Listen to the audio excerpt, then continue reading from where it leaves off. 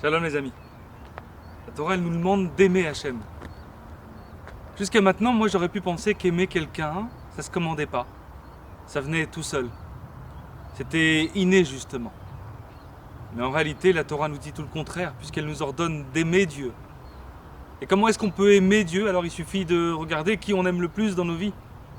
Implacablement, si je vous pose cette question, vous allez me répondre en premier lieu, nos enfants. Et ça se comprend. Ou alors nos parents, notre famille la plus proche, nos maris, nos femmes. Quand ça se passe bien, bien sûr.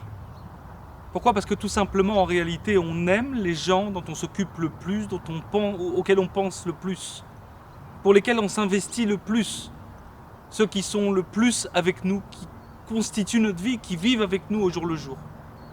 C'est ceux-là qu'on aime le plus. Et donc là maintenant, on comprend mieux ce commandement d'aimer Hachem. Ve'afta Hachem Elokecha, Bechol levavecha, Bechol nafshecha, Bechol modecha. Tu aimeras Hachem ton Dieu de tous tes cœurs, de toute ton âme, de tous tes moyens. Ce qui veut dire qu'en réalité, c'est à nous de rentrer Hachem dans notre cœur. Comment? En l'aimant chaque jour. Ça passe par la foi que tout ce qui nous arrive provient de lui et que tout est pour notre bien. De cette façon-là, on va pouvoir comprendre ce qui nous arrive en cherchant maintenant à décortiquer ce qui nous arrive pour essayer de comprendre ce qu'Hachem est en train de nous dire à travers nos difficultés, nos épreuves, mais aussi nos joies.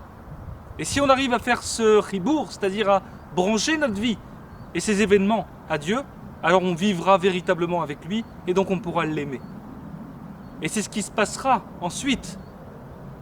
Le deuxième pasouk, le deuxième chapitre du Shema Israël. C'est-à-dire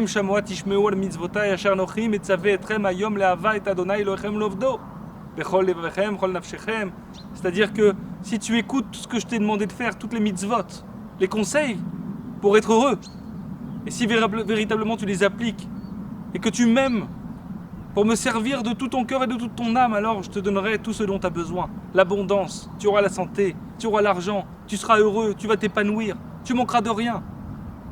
Mais alors pourquoi les gens qui font la Torah et les mitzvot, qui sont religieux, on le voit aujourd'hui, ils demandent de l'argent, ils ont besoin d'argent, ils n'ont pas forcément d'argent, ils ne sont pas forcément heureux, ils ont aussi des complications dans leur vie.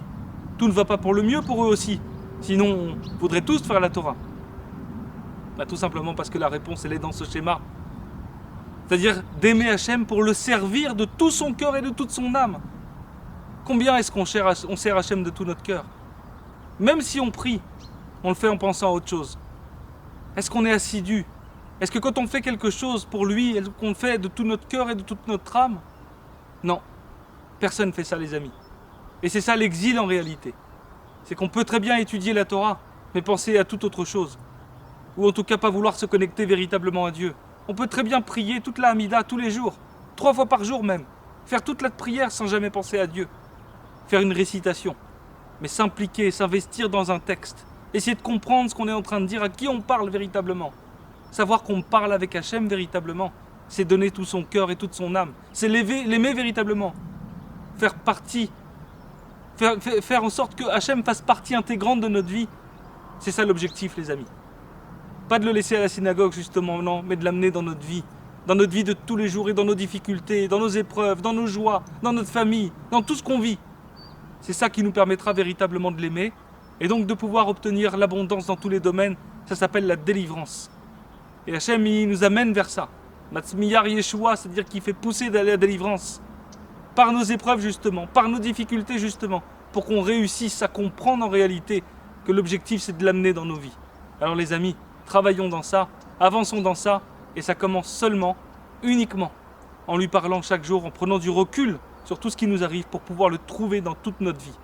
Les amis, je nous souhaite de le trouver rapidement, c'est un signe de délivrance, à très bientôt et bonne journée.